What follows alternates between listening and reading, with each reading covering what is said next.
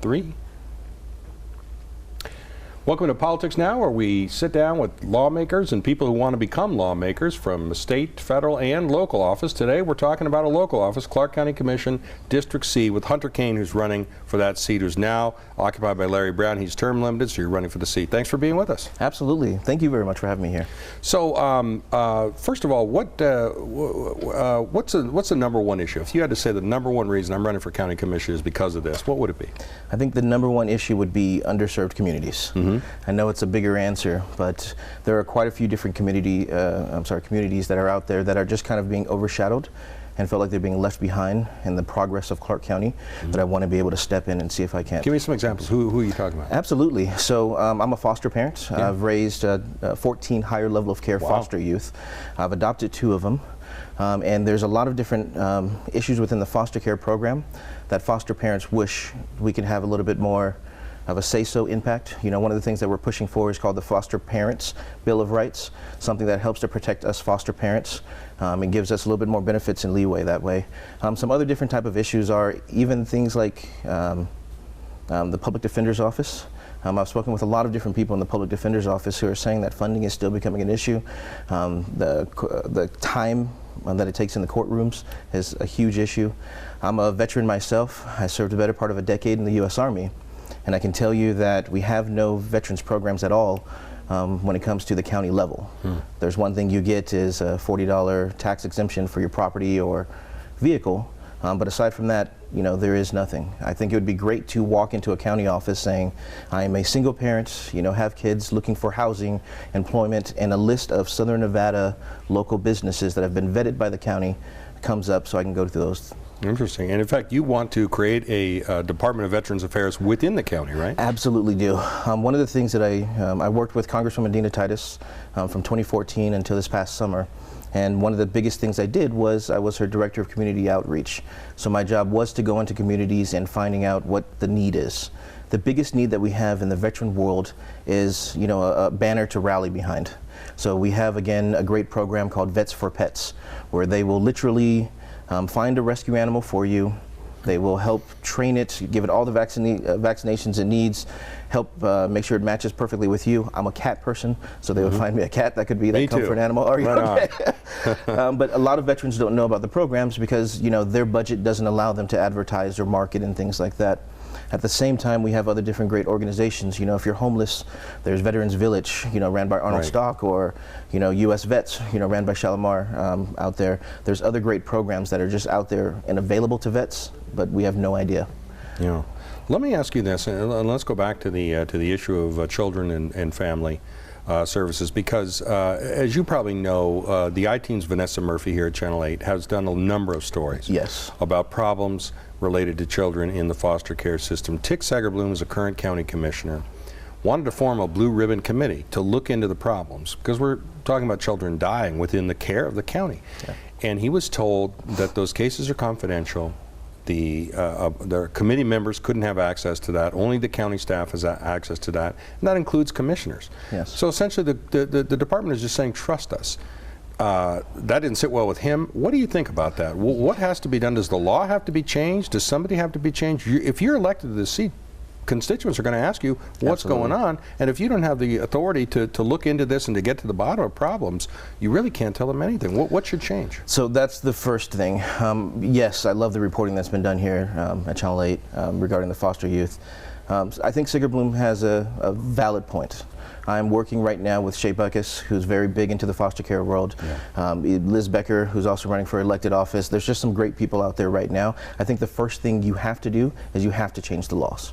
I think right now you should allow at least the commissioners and the commissioners' direct staff to be able to open up certain files. Or, you know, one of the great things is maybe, you know, I am a licensed foster parent. So once on the commission, I have been background checked and fingerprinted, and I have been investigated and all these different things.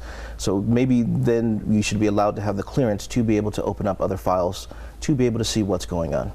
Yeah, absolutely, because obviously what's going on now isn't working. Not at all. And so that's a matter of concern, and it may not be a matter of concern to the public at large, but you yourself being a foster parent, that issue's got to hit you pretty hard when you see stories like that. It does. It's not only stories like that. There's quite a few And I've spoken with a few different commissioners about a lot of it.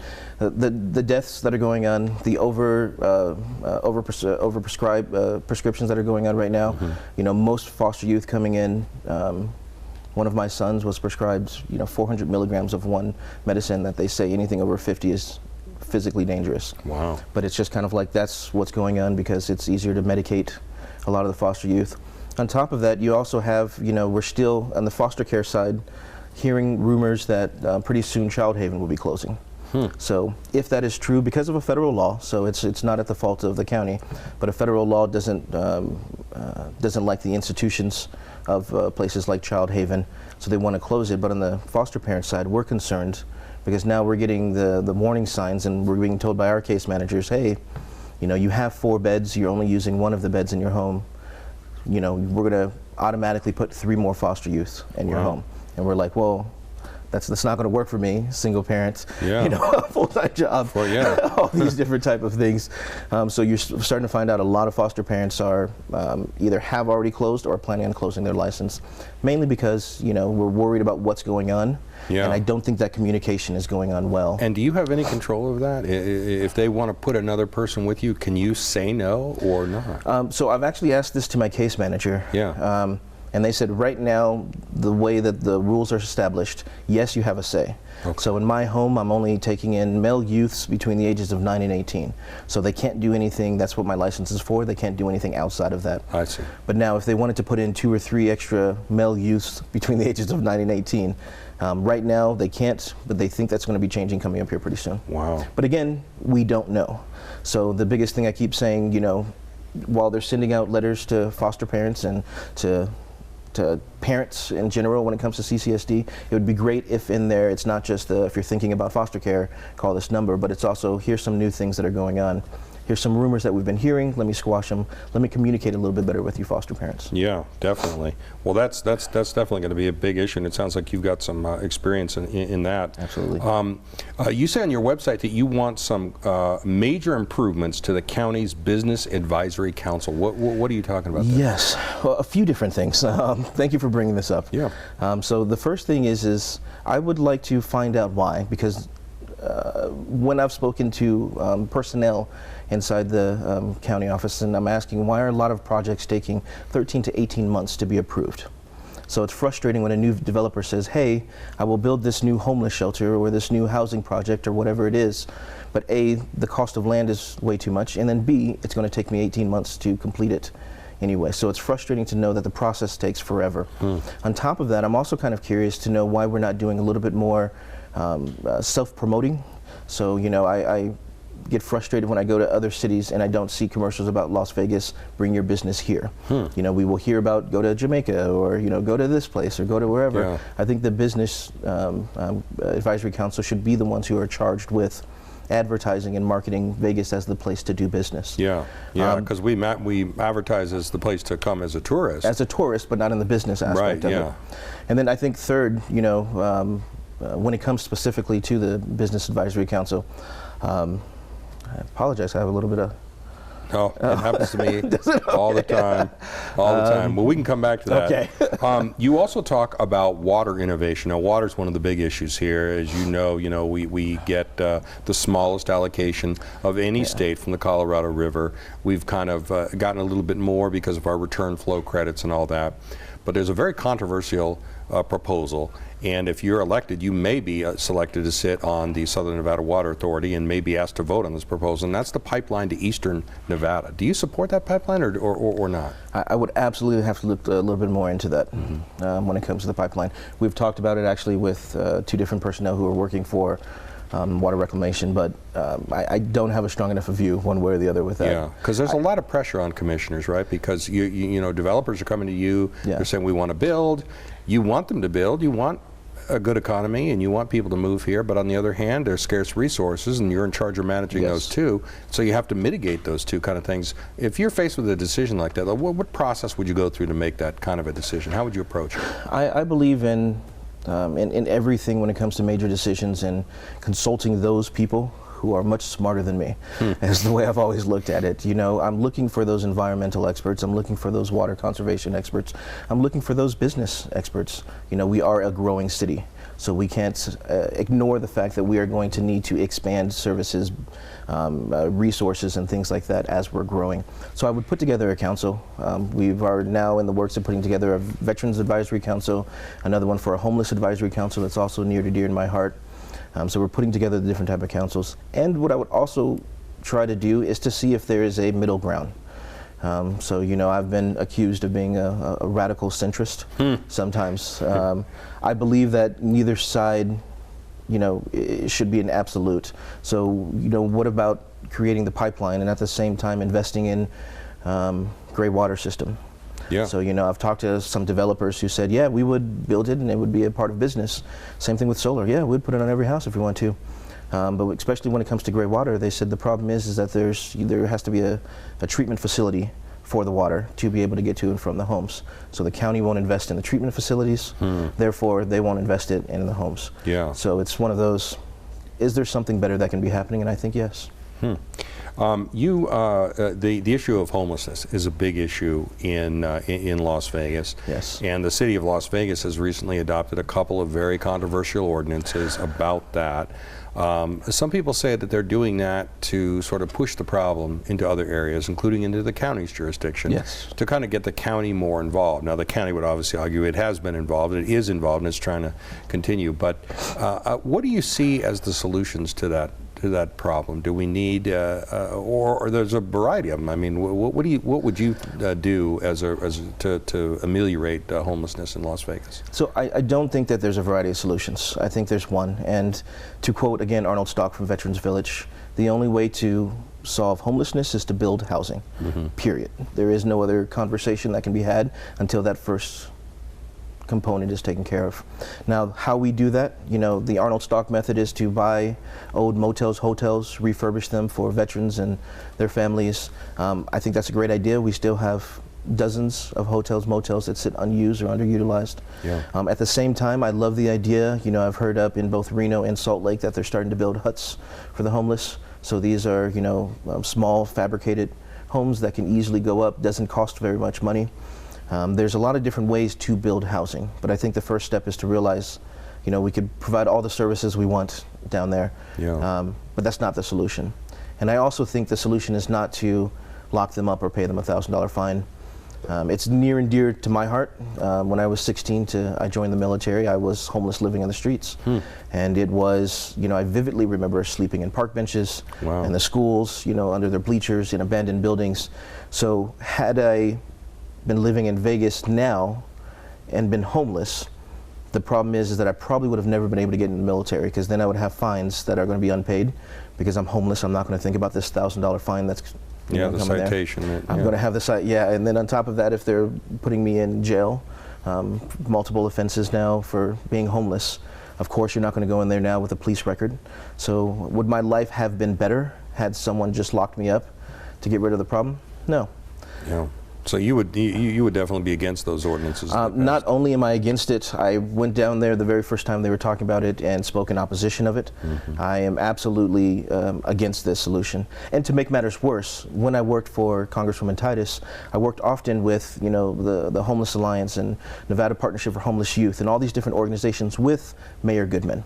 So it's like we are all together trying to help solve this issue, and then to find out that the bill was passed without consulting not one shelter program, not one homeless advocate, not one, and just said kind of like, this is the law we're passing, the ball's in your court, what you do with it next. Yeah.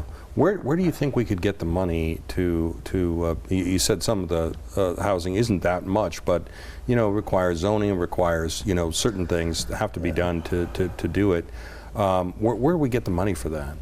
So in an ideal world, not even in an ideal world, in a we're trying hard to get this problem resolved world, the county would reduce the cost of the land for 5 to 10 years for developers. I could name plenty of developers who said, I would build tomorrow. On county-owned land? On county-owned land. Okay. The problem is the cost makes it not profitable in any way, shape, or form. Yeah. So to be able to make it tax exempt for a number of years, or to severely reduce the cost for a number of years would be great. The second way is I've met a lot of different small businesses who said, hey, you don't have to raise our taxes, you don't have to find some kind of new loophole, you don't have to do this. Literally ask us. You know, the marijuana industry is trying to get a better name for itself right now, and there's quite a few of them that are saying, hey, just come to us with your projects. You want us to build the housing? We'll build the housing. You want us to sponsor this school or this sport or go this route? We'll do it. Don't worry about paying the taxes. We have the money. But the problem is no one's asking. Yeah, I think we get stuck in that mentality of, you know, this is how the politics have always worked. So because politics have always worked this way, let's not try anything new, or let's not try what failed 15 years ago because we know that this is working now. I want to be that guy that walks in there and say, hey, nothing's off the table, let's try everything again. It's 2020, it's time to resolve some of these issues. One of the things you also said on your website that caught my eye was the fact you want to overhaul the RTC. A lot of people criticize the RTC. Yeah. A lot of people mistakenly think they're to blame for the HOV lanes. That's actually NDOT. That's not their fault, so we don't want to. It's not at all. Don't want to sully them with that. But what do you mean overhaul the RTC? Why would you do that? So because it's not efficient, it's not effective, and the majority of residents here in the Valley don't look for that as a first alternative. In other cities that you visit, you know, public transportation is just how we get around. Yeah. You know to take the busway, the tramway, the subway, this, whatever it is. Now, if I get on there, I know that, you know, because the homeless have nowhere to sleep, that a lot of them are buying one-way or round-trip tickets and are riding the bus lines the entire time. So now I have to go on there and people are cursing at me, or, you know, there's homeless people who are just being inappropriate on the bus, and there's nowhere for them to go. So I kind of feel bad for them, but I'll just stay off the bus. At the same time, they're not as reliable as they should be. So if I know that I have to come to this meeting here, and I know it's going to take me 35 minutes to take the bus down here, but then I'm waiting on the bus stop for several different hours, or this one missed or that one passed. You know, there's little solutions that I would like to see. If we're looking for an immediate change, I would like to be able to use my phone and figure out when the bus is coming. Not just look at a schedule, but literally be able to tell this bus is 2 minutes away, 3 minutes away. Like when your Uber Exactly. comes. Yeah. And this technology is out there. On top of there, I think that there definitely needs to be a way that we're changing the bus routes. So the fact that we're having so many bus routes going up to certain parts of the area, you know, it's great that it's going down Charleston, you know, every hour after a certain time at night. But the problem is, it's not that many people get on the bus at that time, so many hours at the night. So why are we not looking back, you know, and saying every 5 years, 10 years, 15 years even, let's review our bus routes and which ones are the most effective, not effective, and then turn around and literally change our bus systems to match that. Yeah. That's interesting you say that. So one of your other things that you said was that you favor light rail. Yes. Now, one of the criticisms of light rail, in addition to the cost, it's expensive, is that let's say you did what you just said, and we review the, you know, people live here, but they're going here and all that. You got those light rail tracks, you can't change the tracks. I mean, you can make the bus go a different way, no problem. But if you got the light rail, that you're committed to that. So, yes. So how do you reconcile those two things? So I think when it comes to the light rail, I'm not sure if you had a chance to review it, but Virgin Trains came up with a proposal to the county commission that I absolutely thought was brilliant. And one of the things that they were talking about was having it come up through the Henderson. They'll have a Henderson hub, and from there having different type of transportation going out. So I don't think you have to worry too much about moving the tracks one way or the other. I think if we were following their model, it would pay for itself. I think an expansion of that would be great, is, you know, almost like a 215 or a circle around the valley. I would love to see a train system going around so I can go from Summerlin and to Henderson in 20 minutes, you know, via light rail. Nice? That would be great. There are just different things that you can do, I think, to make it happen, and I think we have the money. Again, you know, we are one of the most richest, successful counties in the entire U.S. To say that we don't have the money to fix this, again, I think personally, it's just the money's there. We're not asking the right people. Yeah. Yeah. The last thing that I wanted to ask you about is wages. You said something, I've seen this at the culinary. You said one wage, one job should be enough to support a family. Absolutely. And the culinary, that's their slogan, you know, one job should be enough. I found that out, actually, when I met with Jim from the culinary. And I was just like, yeah, I really believe this. He's like, where'd you get that? I'm like, I don't know. I read it somewhere. I don't know. He's like, and then he was just like, I'm like, I probably saw this in a poster or something like that, and you know, fell in love with it. Yeah. But it's what I believe. You know, it's one of those. You know, I love hearing the stories from my grandparents of, you know, well, when I was working, I could work for McDonald's and do this, or I could work for here and, you know, be there for 30 years. And, you know, it's like those are great stories because at that time the wage kept increasing, you know, as other things kept increasing along the way. It's not the same way now. So I would love to be able to see, you know, I know it's a federal issue and there's not much I can do as a county commissioner, but I would absolutely support any type of wage increases. Yeah. I would absolutely pressure both our state legislation and our federal delegation when it comes to increasing the wage. I don't believe that, you know, a family of 4, you know, each of the parents needs to have 2-3 jobs to support their family. Just to do that, yeah. Now the legislature did move to raise the wage to $12. Is that enough? Do you think it should go up more? I don't think it's enough. I think, and I think there's a very easy way to tell this. I think that there have been some great models done by the Southern Nevada Regional Housing Authority and also, you know, HUD when it comes to what a living wage is. And I think it's around $35,000 to $40,000 a year. It's not the greatest wage in the world, but it's a living wage where I can get a house, live comfortable, have, you know, family, and be able to do different things. So I think trying to get where I could work a 40-hour job and get up to that minimum living wage, I think should be the standard. And I think that is closer to the $15 mark. Okay, sounds good. Well, Hunter Cain, thanks so much for taking the time to come down and chat with us, and good luck in your campaign for the commission. Thank you very much. All right.